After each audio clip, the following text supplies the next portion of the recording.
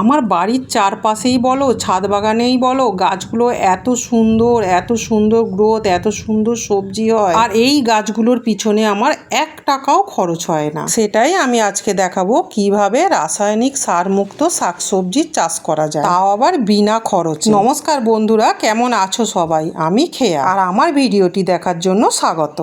এই দেখো বন্ধুরা, এগুলো আমার ছাদ বাগানের গাছ, আর এই সমস্ত গাছ আমার ছাদ বাগানেই দেখাচ্ছি। আর কত সুন্দর গাছগুলোও হয়েছে, যেমন গ্রোথ হয়েছে তেমন ফুলে ভর্তিও হয়ে গেছে। আর প্রত্যেকটি গাছ এগুলো আমার ছাদ বাগানেই হয়েছে। আর আমার বাড়ির পাশে চারিপাশে যে সমস্ত সবজি গাছ বসিয়েছি সেটাও দেখাবো। তার জন্য আমার পুরো ভিডিওটি দেখতে হবে, তাহলে দেখতে থাকো বন্ধুরা। এইটি আমার ছাদ বাগানের উচ্ছে গাছ বসানো আছে। এই যে সেই গাছ আমি সেই একটা সময় দেখিয়েছিলাম, মাটি ছাড়া আমি গাছগুলো বসিয়েছিলাম। সেই গাছটি এত সুন্দর গ্রোথ হয়েছে। আর পুরো ছাদ বাগানের কুঁটি দিয়ে ভর্তি করে আর অল্প মাটি দিয়ে আর যে গাছগুলো বসিয়েছিলাম, আর গাছগুলো এত সুন্দর গ্রোথও হয়েছে আর উচ্ছেও হয়েছে। আর এই গাছগুলো সব আমার ছাদ বাগানেই দেখাচ্ছি। আমার আগের ভিডিওটাগুলো ফলো করলেই বুঝতে পারবে, খুব সহজ পদ্ধতিতেই আমি গাছগুলো বসিয়েছিলাম। দেখো সেই গাছগুলো এইরকম জায়গাতে বসিয়েছিলাম, আর কোনো মাটি তো দেওয়াই হয়নি, তাতেই এত সুন্দর হয়ে গেছে। আর ছাদের গাছে একটু খাবার দিতে হয়, যেগুলো আমার বাড়ির পাশে যে সমস্ত অল্প জায়গায় গাছ বসানো হয়েছে সেই সমস্ত গাছেও অতটা দিতে হয় না। একটু পরিচর্যা ছাদ বাগানের গাছে করতে হয়। তোমাদের তো আগে দেখিয়েইছি বন্ধুরা আমার উচ্ছে গাছে, বরবটি কড়াই গাছে কি খাবার দিচ্ছি। এগুলো আমার বাড়ির চারিপাশের গাছে, সেগুলো দিতেই হয়। আমার বাড়ির চারিপাশের গাছেতে আমি রান্নাঘরের বজ্র যে সমস্ত জিনিস, সেই সমস্ত দিয়েই গাছপালাগুলো করি। আগের ভিডিওগুলো ফলো করবে বন্ধুরা, দেখতে পাবে আমি গাছের মিল্ক শেক একটি সার তৈরি করেছিলাম, সেটা লিকুইড কম্পোস্ট। আর ওই সারটি আমি মাসে 2 বার গাছে দিই, আর আমার খুব গাছপালা উপকার হয়, আর গাছপালাও খুব সুন্দর হয়। আর এই দেখো বন্ধুরা, এই উচ্ছে গাছগুলো আমি আগের ভিডিওতে তোমাদের দেখিয়েছিলাম, দেওয়ালের গায়ে উচ্ছের দানা বসিয়েছিলাম। আর গাছগুলো এখন কত সুন্দর হয়ে গেছে, পুরো দেওয়ালের গা দিয়ে গাছটি উঠেছে। আমার আগের ভিডিওগুলো দেখলে বুঝতে পারবে খুব সহজ পদ্ধতিতেই আমি গাছপালা করি।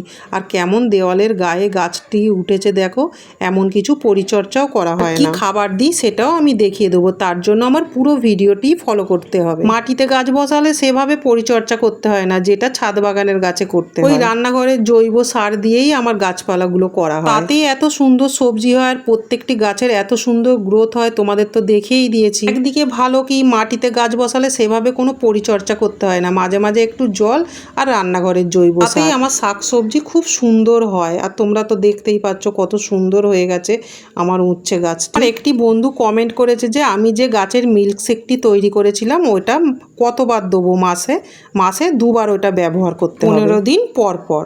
এই দেখো বন্ধুরা, আমার উচ্ছে গাছগুলো অত সুন্দর কেন, আর বেগুন গাছগুলোই অত সুন্দর কেন, লঙ্কা গাছগুলো অত সুন্দর কেন, কি খাবার তৈরি করে দিচ্ছি।